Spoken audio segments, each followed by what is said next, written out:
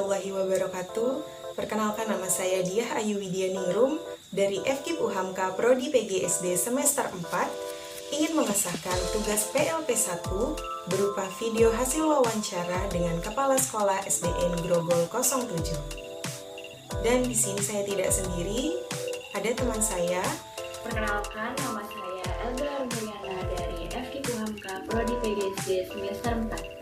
Ingin mengesahkan tugas PLP 1 berupa video hasil wawancara dengan Kepala Sekolah SDN Grogol 07. Berikut video hasil wawancara kami.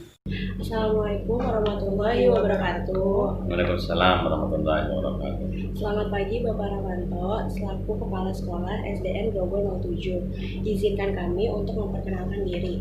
Nama saya Elga Armuliana dan teman saya Diah Ayu Widianingrum. Kami dari mahasiswa FKIP UHAMKA program studi PGSD yang mempunyai tujuan untuk melaksanakan tugas yaitu PLP atau program latihan profesi, yang mana program ini bertujuan untuk memantapkan keterampilan dan pengetahuan kami sebagai guru SD. Jadi di sini kami berdua akan mewawancarai Bapak dengan mengajukan beberapa pertanyaan mengenai sekolah SDN Grogol 07 ini. Yang pertama, mengenai kultur sekolah. Tahun berapa sekolah SDN Grogol 07 ini didirikan, Pak? Untuk berdirinya, sebenarnya pembangunannya dimulai tahun 1970 dan diresmikan pada tahun 1972 oleh Bapak Gubernur saat itu Ali Sadikin. Untuk wilayah sekolah ini, berapa hektar luas tanah SDN Grogol 07? Kalau untuk ukuran hektar, ini belum ada sampai setengah hektar. Hanya 4.700 meter persegi. Ya, kalau diukur hektar, setengah hektar kurang lebihnya. Baik, Pak. Selanjutnya, secara keseluruhan terdapat berapa ruangan yang ada di sekolah ini, baik ruang guru, ruang kelas, ataupun ruang kantor dan lain-lain? Kalau untuk ruang kelas ada 12. Untuk ruang guru 1, untuk ruang prasekolah 1, ruang TU 1, ruang OKS 1, ruang lab 1, perpustakaan 1. Mungkin ada lagi Bu Mami yang belum saya sebutkan. Ruangan sudah cukup. Kantin? Bukan kantin kan, bukan ruangan. Berapa jumlah seluruh karyawan yang ada di SDN Grogol 07? Untuk karyawan ini ada 20 yang terdiri dari guru ada 15, untuk TU 2, penjaga 2, dan satpam 1. Selanjutnya, Pak, berapa jumlah seluruh peserta didik yang ada di SD Grogol 07 ini?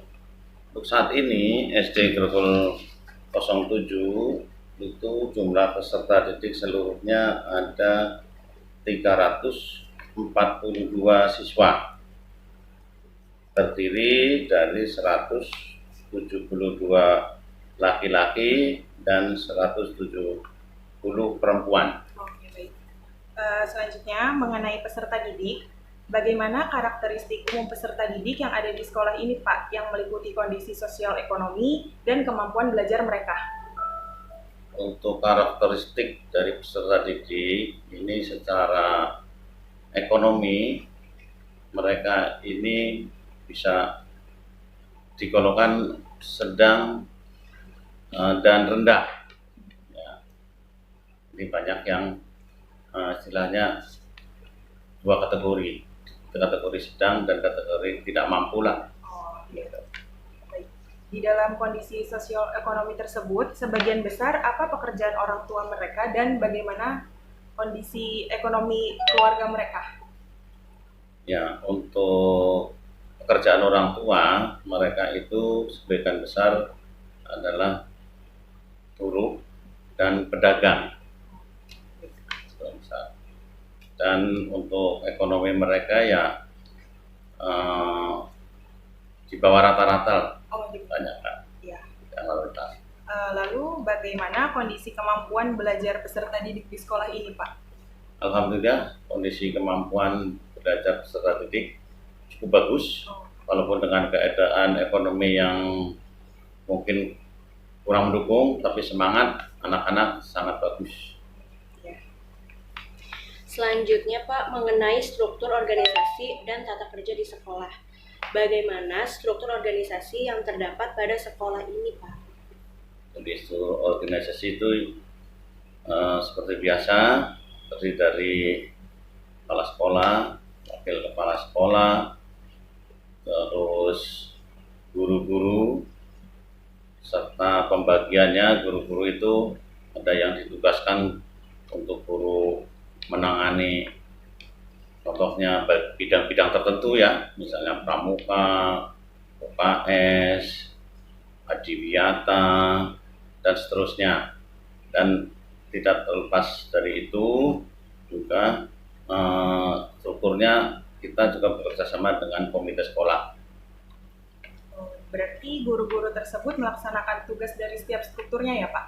Ya, dengan strukturnya. Tadi Pak mengenai adiwiyata, sekolah ini berarti udah termasuk sekolah adiwiyata? Ya, betul. Nah, saya mau tanya Pak, sudah sampai tingkat mana sekolah adiwiyata yang ada di SDN Grogol 7? Untuk sekolah adiwiyata ini, SDN Grogol 7, alhamdulillah sudah mencapai tingkat kota. Menjelang tahun ini kita agendakan untuk maju ke tingkat provinsi. Apakah di dalam sekolah adiwiyata, kan di sekolah ini sekolah adiwiyata, Ya. lalu apakah murid-murid dilibatkan dalam menjalankan sekolah adiwiyata? Ya, untuk adiwiyata semua stakeholder itu berperan, baik orang tua, wali murid, guru, maupun siswa, terutama siswa. Ini adalah sebagai objek utama karena mereka yang menjalankan setiap harinya. Lalu Pak, mengenai implementasi peraturan dan tata tertib sekolah. Di setiap sekolah pasti ada tata tertib. Apa saja tata tertib yang diterapkan di SDN Grogol 07? Tata tertib banyak sekali, tapi secara garis besar dari mulai masuk kita sudah menetapkan bahwa masuk mulai pukul 6.30. Jadi anak-anak, guru-guru semuanya harus sampai di sekolah sebelum pukul 6.30. Terus berikutnya tata tertib ini dilaksanakan baik oleh guru maupun oleh siswa. Di dalam tata tertib tersebut, jika ada yang melanggar, apa saja hukuman yang diberikan? Ada aturan-aturan dalam istilahnya untuk memberikan hukuman ataupun peringatan ya kepada guru maupun siswa yang melanggar. Nah, misalnya untuk guru kita panggil secara lisan, nanti tertulis dan seterusnya. Untuk siswa kita seperti peringatan pertama. Nah, siswa itu dipanggil untuk diberi pembinaan. Setelah itu orang tua dipanggil dan seterusnya dengan secara tertulis. Oh iya, baik Pak. Selanjutnya Pak, mengenai kegiatan seremonial formal di sekolah. Untuk kegiatan dilaksanakan di sekolah ini, apakah setiap hari Senin diadakan upacara bendera? Ya, alhamdulillah di SD kita, Grogol 07 ini, setiap hari Senin dilaksanakan upacara pengibaran bendera Sang Merah Putih. Bagaimana dengan pembinanya, Pak? Apakah pembinanya Bapak Kepala Sekolah atau secara bergilir? Kayak misalnya ada guru yang membinanya atau ada pergantian dalam pembina? Untuk pembina upacara ini bergilir. Jadi kepala sekolah sewaktu-waktu ada yang sangat penting akan menyampaikan, tapi secara umum sudah terjadwal bergiliran. Setiap guru dari kelas 1 sampai kelas 6 kebagian untuk menjadi pembina upacara. Mengenai kegiatan yang di SD ini kan di setiap lembaga terdapat kegiatan rapat ya Pak. Ya. Di sekolah ini sendiri, Bapak selaku kepala sekolah mengadakan rapat dengan guru-guru itu berapa kali Pak? Secara teragendakan itu 1 bulan sekali. Oh, 1 bulan sekali. Ya. Itu biasanya mengenai apa Pak? Mengenai evaluasi program-program yang kita sudah laksanakan, Ya. terus juga rapat itu juga bisa suatu waktu bisa berubah atau bertambah, itu sesuai dengan kondisinya. Misalnya ada hal-hal yang penting harus dirapatkan, maka rapat mendadak pun dilaksanakan. Untuk mengenai pelajaran Pak, di setiap pertemuan diadakan briefing tidak sebelum pelajaran dimulai? Untuk di sini itu briefing pagi, diusahakan sebelum pertemuan ada briefing pagi di ruang guru. Nah, nanti guru dan kepala sekolah itu memberikan masukan-masukan apa yang akan diperkuat atau yang sudah diperkuat. Ya, baik Pak. Selanjutnya Pak, mengenai kegiatan rutin berupa kurikuler, kokurikuler, dan ekstrakurikuler. Adakah ekstrakurikuler di sekolah ini dan apa saja ekstrakurikuler tersebut? Ya, alhamdulillah di SD Grogol 7 ini cukup banyak ya ekstrakurikulernya, terdiri dari pramuka, terus taekwondo, terus marching band, tari, dan futsal. Lalu Pak, apakah setiap guru diberikan tugas untuk bertanggung jawab pada setiap ekstrakurikuler? Ya, setiap program ekstrakurikuler ada guru yang ditunjuk untuk menjadi penanggung jawab. Ya, selanjutnya Pak, apakah peserta didik di sini sering melaksanakan study tour dengan mengunjungi museum atau tempat-tempat bersejarah? Untuk study tour selama saya di sini kan baru setahun ini belum pernah. Selanjutnya Pak, mengenai praktik pembiasaan dan kebiasaan positif. Pembiasaan apa saja yang ada di sekolah ini?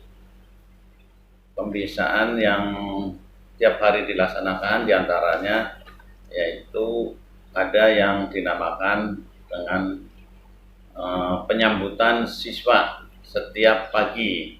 Jadi guru dan kepala sekolah menyambut siswa di gerbang untuk mengecek juga keberadaan siswa dan melihat kesiapan siswa-siswa tersebut, serta untuk memberikan keyakinan kepada orang tua bahwa anaknya sudah sampai dan aman di sekolah. Oh, iya. Lalu Pak, apa saja kebiasaan positif yang dilakukan di sekolah ini?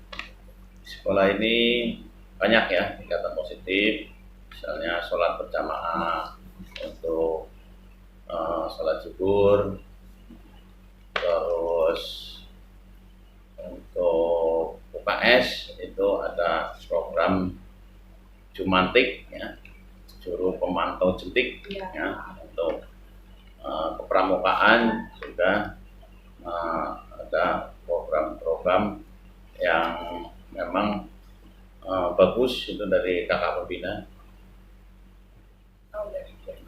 Alhamdulillah Pak, sesi wawancara telah selesai. Terima kasih atas waktu yang telah Bapak berikan kepada kami. Mohon maaf bila ada salah kata dan perbuatan yang kurang berkenan. Wassalamualaikum warahmatullahi wabarakatuh. Waalaikumsalam warahmatullahi wabarakatuh. Sama-sama, selamat